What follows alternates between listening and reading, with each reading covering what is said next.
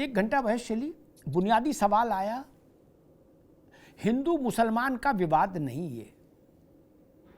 मेरे लिए मुगल मुसलमान नहीं, मेरे लिए नजीमुद्दीन साहब मुसलमान हैं, बाबर से लेके और रंगीले शाह रंगीले तक मेरे लिए मुसलमान नहीं। जो लोग इसको हिंदू मुसलमान बनाने की कोशिश कर रहे हैं और चुपके चुपके चोरी चोरी बता रहे हैं कि मुसलमानों पर आक्रमण है, वो देश के साथ न्याय नहीं कर रहे। इसमें मुसलमान का क्या लेने देना? जो गरीब हिंदू था, जो औरंगजेब की तलवार से डरकर या तो मारा गया या मुसलमान बन गया, उसको हिंदू मुसलमान का क्या लेने देना? अरे श्रीमती जी, कुछ तो सस्ता लो, बचत करो। नहीं श्रीमान जी, सब बढ़िया लो, रहने दीजिए। इसमें क्या खास बात है? थोड़े में ज्यादा स्वाद, यही तो है इसकी खास बात। वाओ मामा, क्या स्वाद है। अरे मेरे राजा, राजा और मसाला। अब छोलिया हो या लोबिया, सफेद चने या काले चने, सब कुछ मजेदार बने।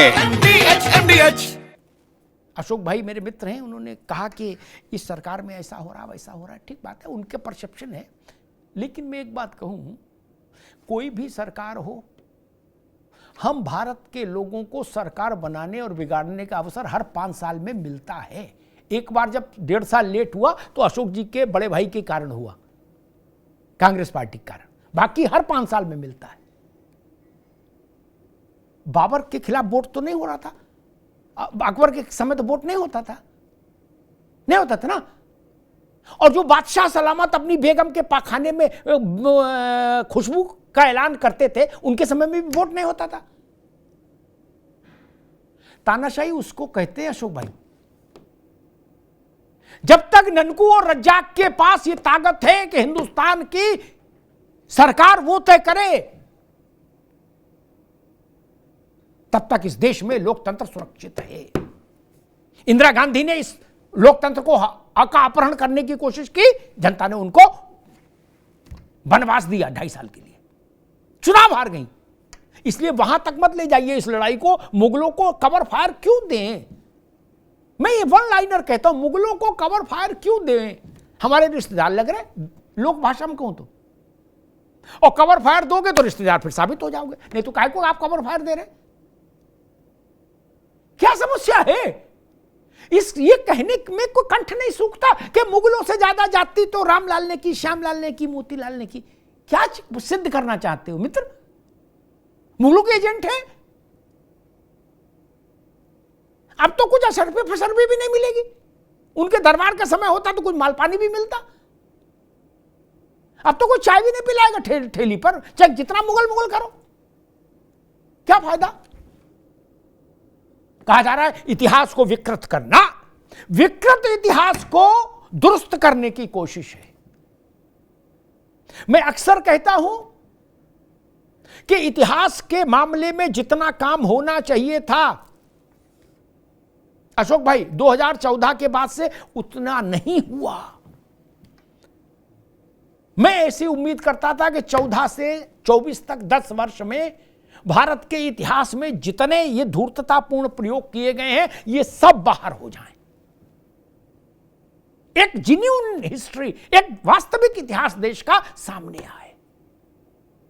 हजारों साल की हिंदू राजाओं की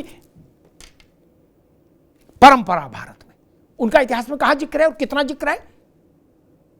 कितना जिक्र है? ये जहां से आए थे मुगल, गधे और घोड़े पर बैठकर, वहां इन्होंने क्या करके दिखा दिया था? क्या करके दिखा दिया था? यहां कि ये ताजमहल बनाएंगे, जो जिंदा घोड़ा भून के नोच नोच के खा लेते थे, ऐसे ही ये बताएंगे नफासत क्या है। और इनको बताया जा रहा है कि ये कला संस्कृति के नायक थे।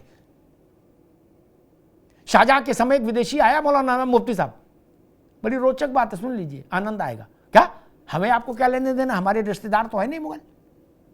उसने मालूम क्या लिखा कि राजा बादशाह के महल के, अशोक भाई आप भी सुनिए, इसका सपा भाजपा से क्या लेने देना? मुगल तो कोई प्रचार करने आएगा नहीं 27 में, तो काय को लफड़े में पड़े। तो बादशाह के दरबार महल के दोनों तरफ जो बेगर्स बैठते थे, भिखारी बैठते थे, तो जब लड़कियां जाती थी महल की ओर, मुफ्ती साहब डॉक्यूमेंटेड बात बोल रहा हूं, मेरे ऊपर केस कर दीजिएगा, मैं सिद्ध कर दूंगा कि कहां लिखा गया, अंग्रेजी में लिखा गया, मैं हिंदी तर्जुमा बता रहा हूं उसका। भिखारी मालूम क्या बोलते थे, सुबह जब महिलाएं जाती थी लड़कियां, तो वो कहते थे बादशाह सलामत का नाश्ता जा रहा है, दोपहर में कहते थे दोपहर का खाना जा रहा है, शाम को रात का खाना जा रहा है, दिन भर इसी में डूबा रहता था, दिन भर इसी में डूबा रहता था। ये वो बादशाह थे जिन्होंने मुफ्तियों को इस बात के लिए बाध्य कर दिया कि मैं अपनी बेटी के साथ शारीरिक संबंध बनाना चाहता हूं, तुम लोग इसका इस्लाम में कोई रास्ता निकाल के बताओ। क्या सच नहीं है कि मुफ्तियों ने अगले दिन जाके वहां कहा कि हुजूर रास्ता निकाल लिया, माली को हक है अपने बाग के फूल फल खाने का। इससे बड़ी निष्ठा हो सकती है क्या? ऐसे लोग भारत चला रहे थे। विदेशी इतिहासकार लिखते हैं, रोमिला ने क्या लिखा मैंने नहीं पढ़ा, कौन हबीब थे कौन बता रहे थे अरविंद जी, मैं इतना पढ़ता लिखता नहीं, मैंने विदेशियों को पढ़ा जो उस वक्त आए, हबीब तो नहीं आए थे मुगलों के समय, ना रोमिला था पर आई थी, जिन्होंने उस समय देखा है इनको। कुश्ता बनाता था, कुश्ता, मुफ्ती साहब आप तो समझ रहे कुश्ता क्या कहता था, 70 साल में 70 संतान ना हो तो मेरे मुंह पर थूक देना, बादशाह कहता था।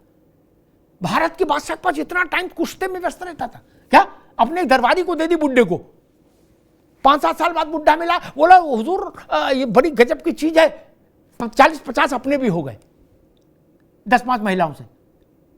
ये विमर्श था, ये डिस्कोर्स था, ऐसे हिंदुस्तान चल रहा था ना बाबा ना। इतिहास का शुद्धिकरण जितना होना था चाहिए था उतना नहीं हुआ, इसीलिए मैं कहूंगा देर आए दुरुस्त आए। और मैं कहूंगा सपा को, कांग्रेस को, किसी को इसको अपने उस पर नहीं लेना चाहिए। इतिहास के इस शुद्धिकरण में खड़े होइए देश के साथ।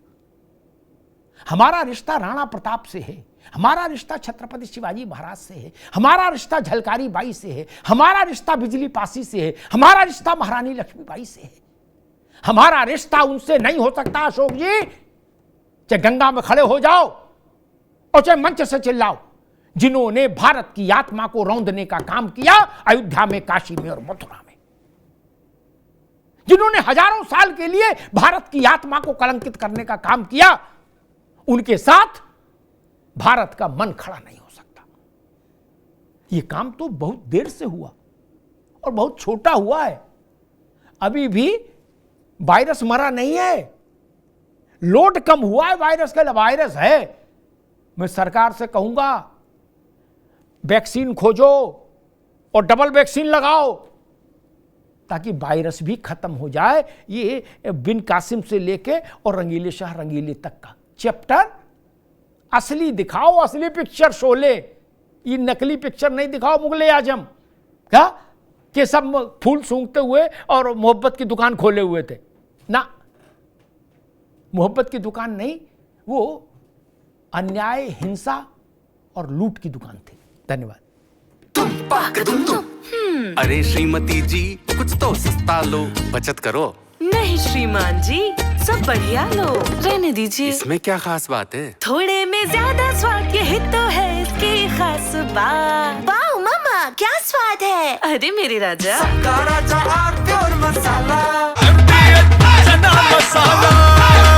अब छोलिया हो या लोबिया, सफेद चने या काले चने, सब कुछ मजेदार बने। MDH